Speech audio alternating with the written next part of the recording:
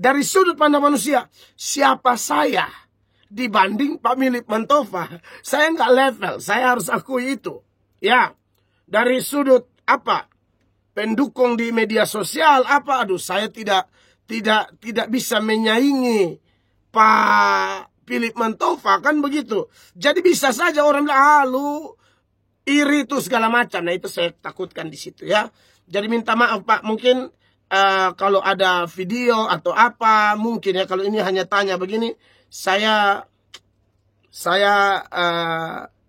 tidak berani menuduh-nuduh juga. Tetapi kalau kita kembali kepada kalau ada pendeta tertentu, apakah Pak Philip melakukan itu atau tidak, saya tidak tahu. Karena di ruangan ini ada seorang saudara saya, dia ikut tadi malam ya.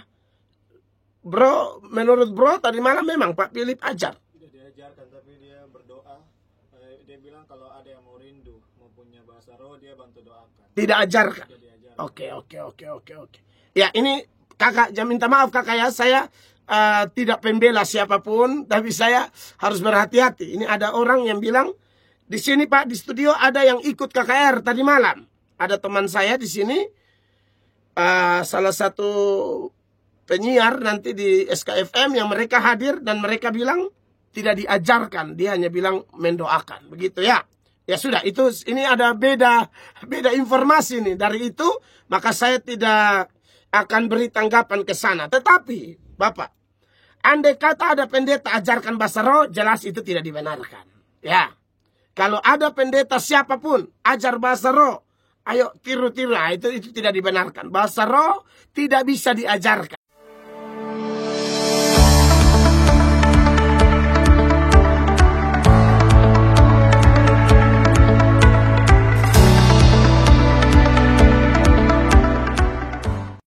Sudah dikirimkan dari kawan SKFM akan dijawab langsung oleh Bapak Pendeta. Di Bapak Pendeta, langsung saja kita ke pertanyaan yang pertama. Ada kawan SKFM yang mengirimkan voice note. Langsung kita dengar sama-sama. Halo, selamat pagi Pak Pendeta Melato. Selamat pagi. Saya mau bertanya. Semalam kami pergi mengikuti. Saya buka suaranya. Coba di sini.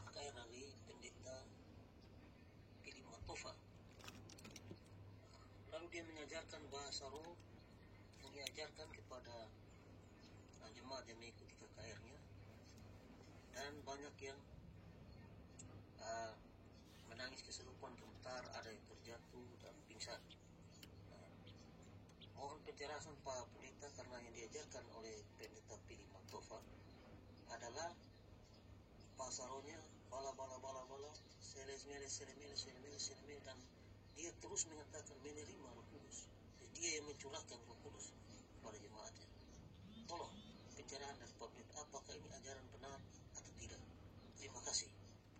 Baik, salam buat penanya yang bertanya melalui voice note ya. Ya, jadi mungkin entah suaranya jelas atau tidak. Tadi saya hanya kasih tahu kembali saja, penanya ini melihat KKR Pak Philip Mantova tadi malam, dan menurut penanya loh ya, menurut penanya bahwa Pak Philip ajar bahasa roh yang bala-bala menef bala-bala menef seperti itu. Lalu ada yang kesurupan, lalu ada yang jatuh-jatuh, lalu seolah-olah menurut penanya ya Bapak Ibu terkasih, ini tidak ada, ini penanya yang tanya, jadi saya hanya mau kasih tahu saja isi pertanyaannya, karena itu suara, jadi saya takutnya tidak kedengaran. Kalau di radio kedengaran, tapi di rekaman saya mungkin tidak kedengaran. Lalu beliau bertanya itu bagaimana. Nah, begini ya Bapak Ibu terkasih, saya perlu tekankan begini, kalau kita mau tanggapi satu fenomena atau seorang pendeta, pertama-tama saya harus ingatkan supaya kita minta Tuhan membersihkan hati kita dulu. Ya, sekali lagi, Tuhan membersihkan hati kita dulu. Makanya saya sendiri saya ini mengajarkan di mana-mana, saya tidak percaya kepada diri saya sendiri. Saya tidak percaya kepada hati saya sendiri. Makanya, kalau dalam berkhotbah atau melayani seperti ini, seperti kalau Anda ikuti acara kami dimulai dengan berdoa minta Tuhan bersihkan hati, ampuni dosa-dosa, sehingga kalau kita melayani pun tidak ada sesuatu yang mengotori pelayanan kita. Apalagi pelayanan kita di radio ini kan sifatnya bukan cuma monolog, bukan hanya khotbah satu arah, tetapi juga ada tanya jawab. Nah, tanya jawab seperti ini, saya pikir memang kita harus periksa hati kita, minta Tuhan bersihkan hati kita ya. Kenapa? Karena Alkitab sendiri mengatakan bahwa hati kita ini licik. Ya, licik sekali. Saya bandingkan dengan beberapa data sebelum saya meresponi lebih dalam pertanyaan Anda seputaran KKR Pak Philip Mantova, di mana Anda bilang Pak Philip ajar-ajar bahasa roh. Nah, Yeremia ya. Yeremia pasal 17 ayatnya yang ke-9, dia bilang begini, betapa liciknya hati, betapa licik daripada segala sesuatu. Hatinya sudah membatu, siapakah yang dapat mengetahuinya? Aku Tuhan yang menyelidiki hati, dan seterusnya. Lalu kalau kita bandingkan dengan Titus 1 ayat 15, mengingatkan kita bahwa hati kita itu sudah kotor, saudara-saudara. Maka dari itu kita harus hati-hati saat merespon begitu ya, atau menanggapi segala sesuatu, apalagi pelayanan salah satu gereja atau seorang pendeta. Titus 1 ayat 15, bagi orang suci semuanya suci, tetapi bagi orang najis dan bagi orang tidak beriman, suatu pun tidak ada yang suci, karena baik akal maupun suara hati mereka najis. Bahkan sekalipun kita sudah bertobat ya, sekali lagi, kita sudah bertobat, sudah terima Yesus, tapi itu bukan berarti hati kita tidak bisa kotor lagi. Makanya ada ayat bilang begini, jagalah hatimu dengan segala kewaspadaan, karena dari situlah terpancar seluruh kehidupan. Nah, Bapak yang bertanya, atau saudara yang bertanya, ada sebut nama tidak tadi? Tidak ada ya. Saya ini tidak ikut KKR-nya. Saya hanya pantau di media dan aduh itu manusia banyak banget. Mungkin diprediksi 35.000 orang. Mungkin kira-kira lah gitu. Karena itu KKR yang hadir bukan cuma orang Kupang. Dari Bali, Timor Leste, Rote, dari mana-mana semua datang. Ya, karena masanya Pak Philip Mantova itu besar. Pak Philip Mantova ini harus diakui ya bahwa dia salah satu pendeta dengan banyak pengikut di Indonesia. Itu tidak bisa dipungkiri, Bapak Ibu terkasih ya. Kita harus akui kalau bicara popularitas dari sudut pandang manusia, saya pikir salah satu yang terbaik adalah, salah satu yang pendukung terbanyak adalah Pak Philip Mantova. Nah, saya ini tidak ikut KKR-nya beliau ya. Saya punya pembantu pulang ke Oenlasi. Orang yang bantu kami pulang ke Oenlasi, dan saya anak 4. Jadi kami mesti jaga anak. Begitu ya, saya dan istri pulang terima raport anak-anak, kita ada urusan sedikit, pulang kita berdoa, lalu istri antar anak-anak ke ibadah, 2 ke ibadah, 2 di rumah, kami jaga begitu loh. Salah satunya saya jaga, khususnya anak saya yang berkebutuhan khusus itu ya, anak istimewa saya anggap. Nah itu saya harus jaga gitu loh. Jadi saya tidak ikut KKR-nya, tapi saya sudah bisa bayangkan ini pengaruh Pak Philip itu luar biasa. Nah, saya ini mau tanggapi Anda, tapi saya coba andai kata ada video gitu loh. Karena begini, saya juga ini Bapak hadir, tapi apakah pertanyaan Bapak ini, minta maaf ya Pak ya, saya juga agak berhati-hati menanggapi pendeta lain. Saya biasa tanggapi itu kalau ada video. Nah itu masih mending Pak. Kalau tidak ada begini saya jadi pikiran. Takutnya yang hadir ini kan Bapak juga hadir mungkin, atau orang lain juga hadir. Ya, takutnya orang lain memberi kesaksian yang lain. Oh tidak ada begitu misalnya. Nah itu saya jadi tidak enak nih, ya, menanggapi tanpa bukti yang jelas. Saya jujur aja, saya nih, makanya saya bilang saya uji hati loh. Takutnya begini, kadang-kadang ada orang menanggapi orang, minta maaf ya, ini contoh lain ya Pak ya. Saya tidak menuduh Bapak begini begitu, tapi saya menjaga berbagai kemungkinan saja Pak, karena kita tentu sebagai orang Kristen kan kita harus selalu mendukung satu dengan yang lain, mengingatkan satu dengan yang lain. Tapi tentu kita tidak kompromi dengan sesuatu yang sesat. Nanti saya masuk ke situ. Cuman begini, saya melihat ya fenomena orang yang terlalu gampang menuduh-nuduh orang sesat apa segala macam. Kelihatannya banyak. Saya lihat yang tuduh-tuduh orang sesat juga tidak beres Pak. Jadi aduh ini jadi serba salah ini kita. Makanya dari awal saya bilang tolong kita jaga hati supaya bersih dulu gitu loh. Takutnya ini fenomena Pak ya. Saya lihat dia pakai ayat juga teguh. Oh ini tidak alkitabiah bla bla bla bla bla. Ternyata yang tuduh orang ini juga jahat Pak. Jahatnya macam-macam, jahat perempuan, nakal, aduh macam-macam. Tapi gampang menyesat-nyesatkan orang. Nah dari fenomena ini saya pikir bahwa sekali lagi kita tidak bisa percaya pada hati kita. Kita harus minta Roh Kudus bersihkan hati kita sehingga kalau kita menanggapi pun kita tanggapi bukan karena iri hati gitu loh. Ya ini minta maaf ya, ini saya ini takutnya, ini saudara yang tanya loh, saya harus respon setulus, sejujur mungkin. Karena saya tidak mau kelihatan, oh iri tuh, ini jangan, kan tidak boleh juga. Sebab jujur aja kalau minta maaf ya dari sudut pandang manusia loh ya. Dari sudut pandang manusia. Misalnya saya yang Anda bertanya kepada saya, ini saya menjawab. Dari sudut pandang manusia, siapa saya dibanding Pak Philip Mantova? Saya nggak level, saya harus akui itu. Ya, dari sudut apa? Pendukung di media sosial apa? Aduh, saya tidak bisa menyaingi Pak Philip Mantova kan begitu. Jadi bisa saja orang bilang, lu iri itu segala macam. Nah itu saya takutkan di situ ya. Jadi minta maaf Pak, mungkin kalau ada video atau apa, mungkin ya kalau ini hanya tanya begini, saya tidak berani menuduh-nuduh juga. Tetapi kalau kita kembali kepada kalau ada pendeta tertentu, apakah Pak Philip melakukan itu atau tidak, saya tidak tahu. Karena di ruangan ini ada seorang saudara saya, dia ikut tadi malam ya.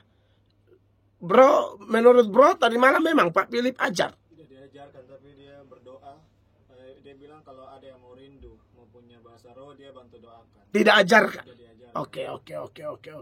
Ya ini kakak, minta maaf kakak ya, saya tidak pembela siapapun, tapi saya harus berhati-hati. Ini ada orang yang bilang di sini Pak, di studio ada yang ikut KKR tadi malam. Ada teman saya di sini, salah satu penyiar nanti di SKFM yang mereka hadir dan mereka bilang tidak diajarkan, dia hanya bilang mendoakan, begitu ya. Ya sudah, ini ada beda informasi nih. Dari itu maka saya tidak akan beri tanggapan ke sana. Tetapi Bapak, andai kata ada pendeta ajarkan bahasa roh, jelas itu tidak dibenarkan. Ya, kalau ada pendeta siapapun ajar bahasa roh, ayo tiru-tiru, itu tidak dibenarkan. Bahasa roh tidak bisa diajarkan. Bahasa roh itu adalah bahasa roh itu adalah anugerah atau karunia maksud saya. Itu pemberian Tuhan. Allah akan memberikan kepada siapa Allah mau memberikan. Ya, jadi itu tidak bisa diajarkan. Ya, memang ada fenomena dulu saya sendiri sudah contohkan banyak dan itu kisah nyata semua. Baik saya sendiri alami, teman saya alami. Waktu kami di Jakarta misalnya, teman saya itu disuruh berbahasa roh, teman saya. Dia jadi datang dibisikin gitu loh. Memang itu sifatnya mengajar. Ayo bilang ci. Itu ada. Bilang la, ayo kasih bergerak lidah. Nah itu salah, tidak bisa begitu. Siapa suruh lu kasih bergerak lidah di situ? Nah makanya teman saya ini karena dia emosi, Ini saya masih omong ulang. Ini video ini pernah viral di TikTok atau di mana dulu ya. Saya punya kesaksian ini benar. Dan tidak berubah kesaksiannya. Teman saya itu dari Sabu. Dia pun nama sekarang pendeta. Bapak Pendeta Dominikus Biridima. Dohau. Orang Sabu. Karena dia disuruh-suruh terus. Cici, la. Gitu-gitu. Maka dia emosi. Dia bahasa Sabu. Ini pendeta tidak ngerti dong. Dan itu bahasa Sabu itu Anda tahu ini bukan sabu tempelan, ini memang kirim langsung ya dari Sabu Timur. Jadi dia bahasa Sabu yang nah ini kan lincah, dia orang Sabu asli. Bahasa bukan logat Sabu loh ya. Kalau logat Sabu bukan, ini bahasa Sabu, bukan dialek. Benar-benar bahasa daerah. Dia lancar con. Wih, jadi ini pendeta, tapi wih, kok ini langsung dapat lincah, langsung pendeta bilang terus. Adik, jangan tahan. Wih, dia tambah hantam, dan Anda tahu yang ini jujur, ini dosa sebenarnya. Dia bahasa Sabu, beliau maki pendeta ini di Jakarta nih. Dia maki pendeta ini bilang terus. Padahal ini dia cuci maki sejadi-jadinya. Nah, jadi pendeta siapapun yang ajar bahasa roh itu harus bertobat. Tidak boleh ajar bahasa roh. Bahasa roh itu pemberian Tuhan. Ya, tidak boleh kita ajar-ajar.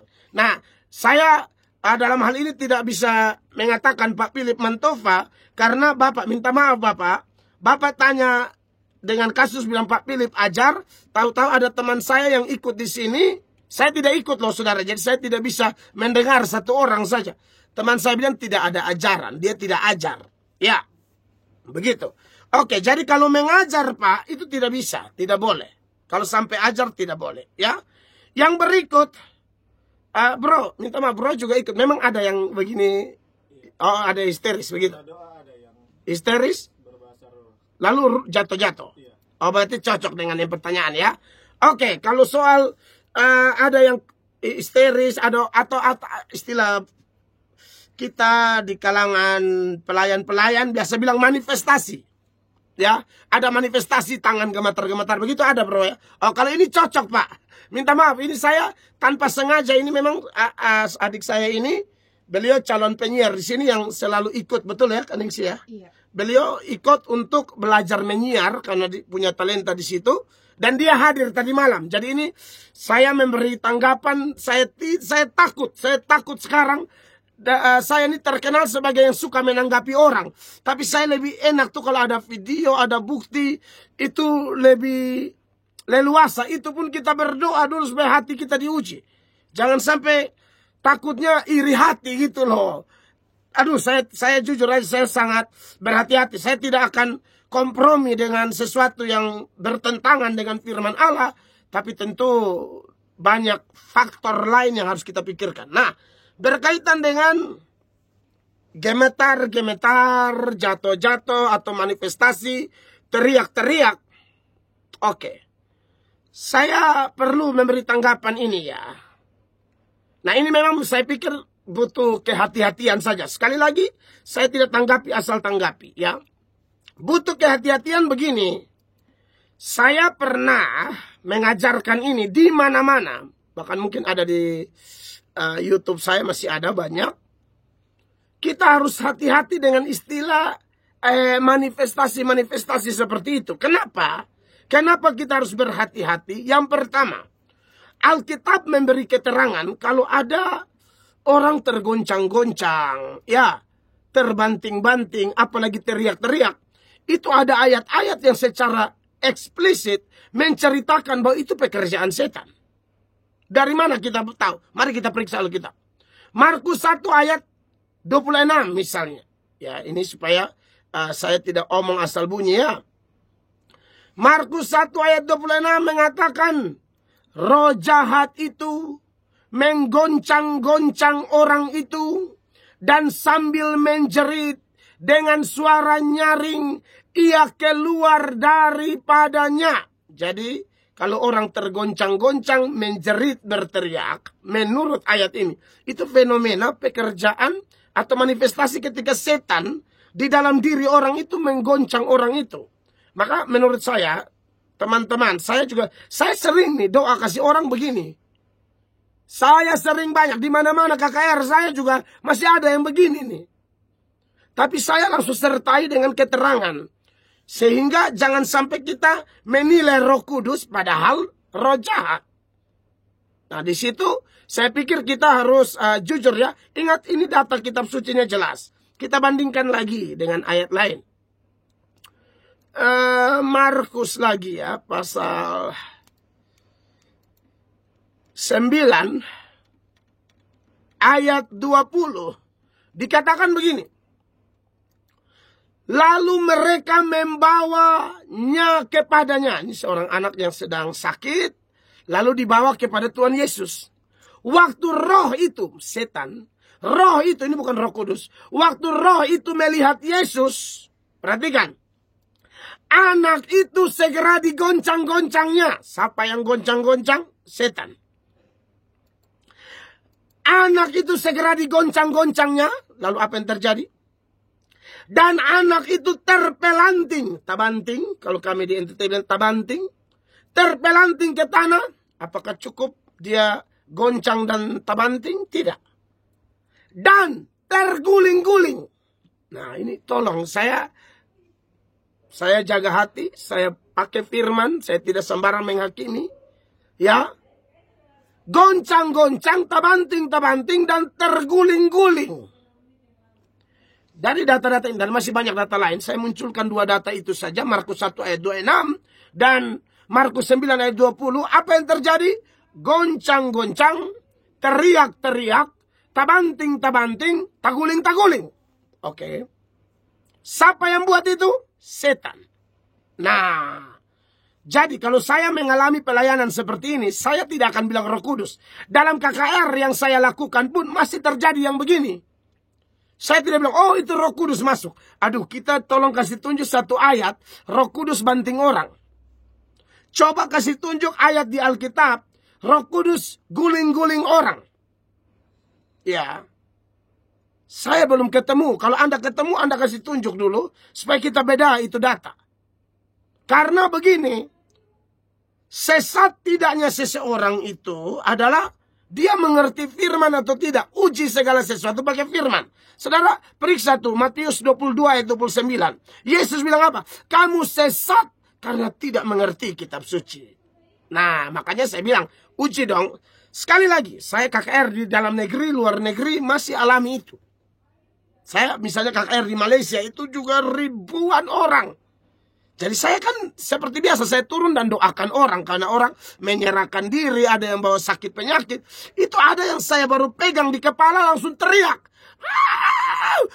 Ternyata setelah dilayani, ya, tidak selalu setan loh ya. Setan seperti ayat-ayat tadi. Setelah dilayani, anak itu punya kepahitan. Nah, ini kita mesti lihat sisi lain juga. Psikologi, anak itu punya kepahitan dengan orang tua. Ada yang kepahitan dengan masa mudanya, minta maaf. Pacarnya telah merusak dia. Minta maaf, merampas keperawanannya. Lalu lari tinggalkan dia. Maka dalam doa seperti itu, apalagi, saudara perlu tahu ini. Saya pernah dengar dari teman-teman pemusik. Itu ada jenis kunci-kunci di keyboard atau di musik. Itu yang kuncinya sangat memainkan emosi orang. Oke. Nah, dari fenomena seperti ini, tambah lagi musik begitu, dia juga ada masalah, itu otomatis dia berteriak. Ada keadaan di mana orang mendengar satu musik seperti itu, lalu dia punya masalah yang terpendam, lalu dia teriak, jadi dia gemetar, dia banting-banting diri. Tidak selalu setan. Ada juga yang setan buat seperti ini, tapi ada yang memang dia punya masalah dalam diri dan itu butuh ditolong. Ya, saya lihat begitu. Dan kalau Roh Kudus, kita kalau kerja Roh Kudus, kalaupun orang harus terima bahasa roh, yang pertama kalau kita belajar tentang bahasa roh itu begini. Bahasa roh itu ada beberapa jenis ya, 2 jenis lah saya buat. Jenis yang pertama itu bahasa yang dimengerti, seperti hari Pentakosta. Itu Kisah pasal 2 ayat 1 sampai 13. Itu bahasanya banyak sekali. Dan bahasanya berisi tentang perbuatan Tuhan yang ajaib. Yang dengar mengerti. Saudara bisa baca di situ ya. Bahasa Kapadokia, bahasa Pontus, bahasa Partia, bahasa Elam. Ya. Jadi orang berbahasa roh di sana. Tapi Petrus, orang Galilea, bahasa Kapadokia, Pontus, Partia, Elam, dan lain sebagainya. Orang-orang dari kota itu hadir tuh di Yerusalem. Di Kisah 2 ayat 1-13. Lalu merekanya kemudian mengerti. Nah, ini bagus. Ya, ada jenis bahasa roh seperti ini. Masih bisa terjadi sekarang? Bisa. Misalnya saya ini tidak mengerti bahasa Venezuela. Ya, lalu tiba-tiba saya KKR di Venezuela. Saya misalnya hanya tahu bahasa Inggris, bahasa Indonesia. Bahasa Venezuela saya tidak tahu. Orang di Venezuela yang saya datangi pun, dia tidak ngerti bahasa Inggris. Apalagi bahasa Indonesia. Dia hanya tahu bahasa Venezuela. Sedangkan saya tidak tahu bahasa Venezuela. Tapi karena kebutuhan pemberitaan Injil, lalu Roh Kudus mengaruniakan kepada saya saat itu untuk bisa berbahasa Venezuela. Nah, itu mirip tuh. Kisah pasal 2 ayat 1-13. Tapi perlu diketahui, Bapak Ibu terkasih, ada bahasa roh yang itu ternyata butuh penafsir. Ada yang tidak dimengerti. Nah, kita pada prinsipnya tidak boleh larang orang bahasa roh kalau memang bahasa roh itu dari Tuhan. Ya, saya bandingkan dengan data. Di dalam 1 Korintus ya. 1 Korintus pasal 11 ayat berapa? 1 Korintus 14 maksud saya. Mari kita belajar baik-baik ya. Saudara, saya tidak ada sentimen apa-apa. Saudara jangan pikir, wah Pak Iris. Tidak, ini saya ditanyai, maka saya menjawab dengan bijak baik-baik. Sesuatu yang saya tidak lihat langsung, apalagi informasinya berlainan, saya tidak berani meresponinya seenak-enak jidat. Tidak bisa. 1 Korintus 14 ayat 39 jelas ini ayat bilang begini. Ya. Karena itu saudara-saudaraku, usahakanlah dirimu untuk memperoleh karunia untuk bernubuat. Dan jangan melarang orang yang berkata-kata dengan bahasa roh. Nah, bahasa roh khusus yang di sini, ini bahasa rohnya agak beda dengan yang di hari Pentakosta. Kalau Pentakosta ngomong langsung mengerti. Nah, kalau yang Pak Philip ngomong tadi malam apa? Mungkin jenis yang ini nih. Korintus atau yang lain saya tidak mengerti ya. Tapi yang pasti mari kita lihat Alkitab untuk menentukan salah benarnya bahasa roh. Yang pertama, bahasa roh tidak boleh dilarang. Tapi bukan berarti tidak ada aturan main. Tidak dilarang tapi diminta pakailah bahasa roh sesuai aturan. Di ayat 39 dari 1 Korintus 14 dia bilang jangan larang. Tapi di ayatnya yang ke-23 misalnya. Nah ini saya lihat banyak orang yang belum sungguh-sungguh mentaati ini. Sehingga ada keanehan-keanehan bagi orang yang tidak mengerti. Perhatikan. 1 Korintus 14 ayat 23. Jadi kalau seluruh jemaat berkumpul bersama-sama dan tiap orang berkata-kata dengan bahasa roh. Lalu masuklah orang-orang luar atau orang-orang yang tidak beriman. Tidakkah akan mereka katakan bahwa kamu gila? Nah ini repot. Jadi gini loh, kayak fenomena KKR tadi malam. Itu ada yang mengerti, ada yang tidak mengerti. Orang yang tidak mengerti bisa saja ngomong, ini orang kayak gila, apa nih ngomong nih, lalalala, cici, gitu kan. Bisa saja fenomena atau hal seperti ini terjadi. Karena Anda, ini omong apa gitu loh. Nah, menurut saya memang kalau bahasa roh itu harus dipikirkan baik-baik. Takutnya orang yang hadir tuh mereka justru tidak mengerti. Mereka lebih butuh pertobatan sejati dulu. Soal nanti Tuhan mau kasih urusan Tuhan. Sekali lagi, pendeta tidak bisa mencurahkan roh kepada orang. Tidak bisa. Roh itu dicurahkan oleh Tuhan sendiri. Dan itu sudah terjadi pada hari Pentakosta. Jadi roh sudah ada. Tidak ada pencurahan roh lagi. Hari Pentakosta itu sudah terjadi. Roh itu sudah dicurahkan. Jadi pas orang bertobat, dia dimeteraikan dengan roh. Seturut Efesus 1 ayat 13. Iya kan? Lalu ayat 27. Nah, ini perhatikan supaya kalau mau pakai bahasa roh atau apa, perhatikan keterangan yang saya beri ini. 1 Korintus 14 ayat 27. Jika ada yang berkata-kata dengan bahasa roh, ini caranya begini, bukan rame-rame. Biarlah 2 atau sebanyak-banyaknya 3 orang. Seorang demi seorang. Dan harus ada seorang lain untuk menafsirkannya. Nah, ini yang saya lihat banyak kita tidak melakukan ini. Bahasa rohnya rame-rame dan semuanya tidak dimengerti. Itu tidak boleh sebenarnya. Secara Alkitabiah itu salah. Ya. Perhatikan ya. Jika ada yang berkata-kata dengan bahasa roh, paling banyak berapa? 2 atau sebanyak-banyaknya 3 orang. Tidak bisa 100 orang. 2 sebanyak-banyaknya 3. Sudahkah kita taat firman ini? Nah, itu masalah. Lalu tidak bisa serentak. Saya Kaningsi dan kakak siapa? Kakak belum? Christian. Tidak bisa saya dan Kaningsi dan kak Christian rame-rame sekali. Tidak bisa. Kak Christian dulu. Setelah itu Kaningsi. Setelah itu baru saya. Nah, dan itu pun harus ada yang tafsir. Kak Christian ngomong misalnya Kaningsi tafsir dulu. Bagaimana kalau Kak Christian tidak bisa tafsir? Kaningsi tidak bisa tafsir. Saya tidak bisa tafsir. Solusinya apa? Kita bertiga diam. Tidak boleh ngomong. Di hati aja. Mana ayatnya? 28. Jika tidak ada orang yang dapat menafsirkannya, hendaklah mereka berdiam diri dalam pertemuan jemaat.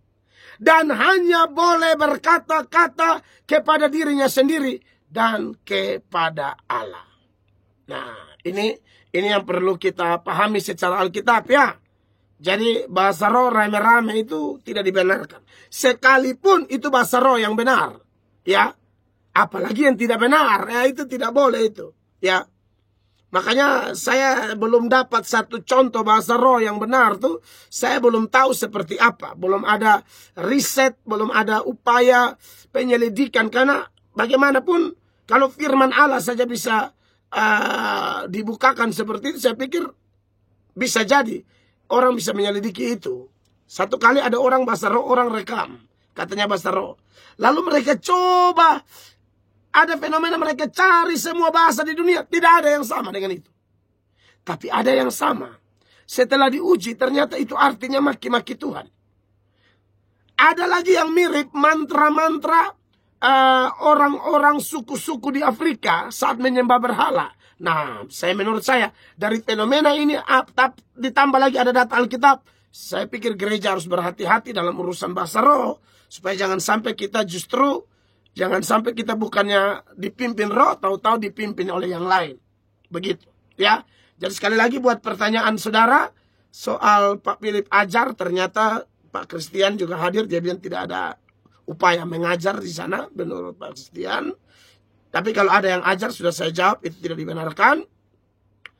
Lalu memang dulu pernah ada video Pak Philip yang viral dan itu sudah ditanggapi. Nah itu enak tanggapi karena ada pengalaman Pak Philip ke neraka itu, ya, dimana Pak Philip bilang di neraka orang cabik-cabik orang apa. Nah itu kan jelas tidak Alkitabiah, ya. Neraka itu bukan tempat setan menyiksa orang. Neraka itu tempat setan disiksa. Bandingkan dengan kisah Matius pasal 2 ayat 28-29, di mana setan di dalam 2 orang di Gadara itu bilang sama Yesus, apakah engkau datang untuk menyiksa kami sebelum waktunya? Waktu penyiksaannya kapan? Wahyu 20 ayat 10. Di situ iblis dan nabi palsu disiksa pada akhir zaman di neraka. Lalu Matius 25 ayat 41 juga memberi keterangan bahwa neraka diciptakan untuk setan disiksa. Jadi kesaksian Pak Philip yang itu sudah dikomentari oleh banyak orang. Dan itu saya harap Pak Philip sudah tidak bersaksi seperti itu lagi. Karena kesaksiannya tidak cocok dengan firman Allah. Ya, setan disiksa di neraka, bukan menyiksa. Ya, jadi itu tanggapan saya. Kiranya bermanfaat buat tanggapan saya seputaran pertanyaan Anda ya. Tuhan memberkati. Terima kasih untuk jawabannya untuk pertanyaan yang pertama. Dan pertanyaan yang pertama sekaligus jawaban tadi mengakhiri kebersamaan kita di Mazmur Pagi untuk kali ini. Pertanyaan yang belum dijawab akan dijawab di minggu depan. Dan terima kasih juga untuk kawan SKFM hari ini. Terima kasih untuk Bapak Pendeta juga. Yap.